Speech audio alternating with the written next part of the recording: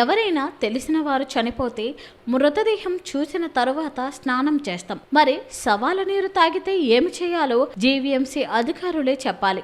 విశాఖలోని మేఘాద్రిగడ్డ రిజర్వాయర్లో తరచూ ప్రమాదవశాత్తు కొందరు వ్యక్తులు చనిపోతున్నారు. కానీ గాజువాకలోని కొన్ని ప్రాంతాల ప్రజలు అదే నీటిని తాగాల్సి రావడం దారుణమనే చెప్పాలి.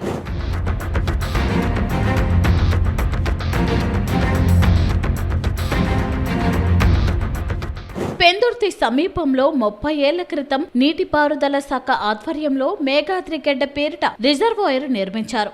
ఇప్పటి వరకు దాదాపుగా 10,000 మంది ఇక్కడ మృతి చెందారని సిబ్బంది చెబుతున్నారు. రిజర్వాయర్ వద్ద ఇటు పెందుర్తి పోలీసులు అటు నీటిపారుదల శాఖ అధికారులు హెచ్చరిక బోర్డులు ఏర్పాటు చేశారు. ఇక్కడ లోతైన ప్రదేశం, స్నానాలు చేయొద్దు, శిక్షార్హులు అంటూ ఈ బోర్డుల్లో పేర్కొన్నారు. ఇక్కడ నీటిపారుదల శాఖకి చెందిన 4 స్టాఫ్ విధులు నిర్వహిస్తున్నారు. ఇక్కడికి ప్రతిరోజు కొందరు మందుబాబులు వచ్చి మద్యం సేవించడం పరిపాటిగా మారింది. ఇక్కడ స్నానాలు చేయొద్దని సిబ్బంది ఎవరైనా వారిస్తే మందుబాబులు దౌర్జన్యం చేస్తున్నారని సమాచారం. మద్యం మత్తులో మరణాలు సంభవిస్తున్నాయని పోలీసులు సిబ్బంది చెబుతున్నారు.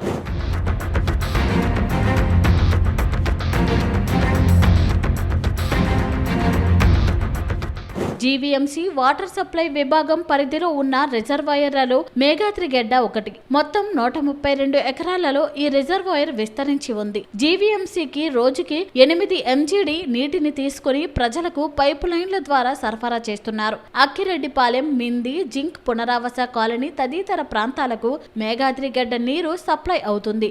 ఇక్కడ నీటిని జెర్రిపోతలపాలెం ఫిల్టర్ పాయింట్ వద్ద ట్రీట్మెంట్ చేసిన తర్వాత సరఫరా అవుతుంది. పలు ఫిల్టర్ పాయింట్స్ వద్ద వాటర్ క్రాస్ చెక్ చేస్తామని GVMC water supply superintending engineer Pallam Raju తెలిపారు. కాగా ఈ రిజర్వాయర్ లో మృతదేహాలు కుళ్లిపోయిన రోజులు సైతం ఉన్నాయని స్థానిక ప్రజలు చెబుతున్నారు.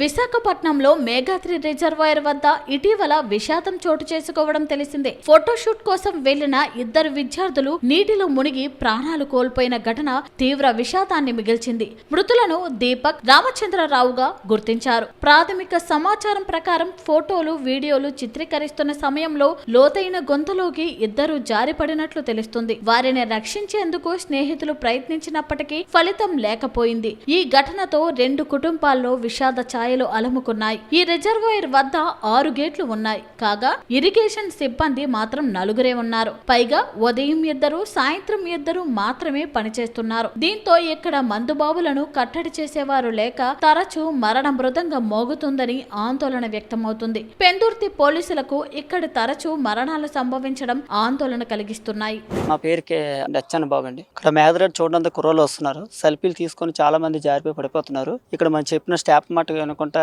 మా మీద రివర్స్ అయి తిరిగి మా మీద కొట్టడానికి తయారవుతున్నారు. మేము చెప్పిన వెంటలేదు సార్. ఇక్కడ చాలా ప్రాబ్లం ఉంది. బోర్డులు కూడా హెచ్చరిక బోర్డులు 3 బోర్డులు లోతైన ప్రదేశం అని స్నానాలు చేయరాదని కూడా పెట్టిన తర్వాత కూడా వాళ్ళు వెంటలేదు. వాళ్ళ తల్లిదండ్రులు చాలా బాధలతో ఉన్నారు, శోకంతో ఉంటున్నారు. వచ్చిన తర్వాత ఇక్కడ చాలా బాధపడుతున్నారు. మొన్న ఒక 2 చింతకట్ల ఊరి దగ్గర ఒక 2 పిల్లలు మునిగిపోయారు. అలాగే ఇక్కడ చాలా ప్రాబ్లం ఉంది సార్. పోలీసులు కూడా వచ్చిన పోలీసులు డ్రెస్ చూస్తే కానీ తప్ప మామూలుగా ఎవరి మాట వెంటలేదు. ఆ పోలీస్ డ్రెస్ చూడగానే వెళ్తున్నారు తప్ప స్టాఫ్ మీద తిరగబడుతున్నారు సార్. నైట్ ఒక 2 డ్యూటీ చేస్తున్నాం, పగల ఒక 2 డ్యూటీ చేస్తున్నాం సార్. స్టాఫ్ మేము ఇప్పటికప్పుడు హెచ్చరిక చేస్తూ వాళ్ళ కొడుతూ కూడా వింటున్నారు, అయితే వినట్లేదు. లేదంటే మా మీద రివర్స్ తిరగబడుతున్నారు సార్. మధ్య తాడు న్యూసెన్స్ అంటే చాలా లాంగ్ లో వచ్చి తాయిసి వచ్చి ఇక్కడ వచ్చి న్యూసెన్స్ చేస్తున్నారు సార్. ఇక్కడ అంటే ఇక్కడ కాదు, కొద్దిగా దూరంగా వెళ్ళి తాయిసి వచ్చి ఇక్కడ న్యూసెన్స్ చేసి వెళ్తున్నారు సార్. ఏమనంటే మా మీద రివర్స్ అవుతున్నారు సార్. ఫ్యామిలీస్ వస్తారు, ఫ్యామిలీస్ ని కూడా ఇబ్బంది పెడుతున్నారు. ఇక్కడికి చూసినందుకు ఎవరిని కూడా డామ్ దగ్గర చూడనీకుండా ఇబ్బంది పెడుతున్నారు.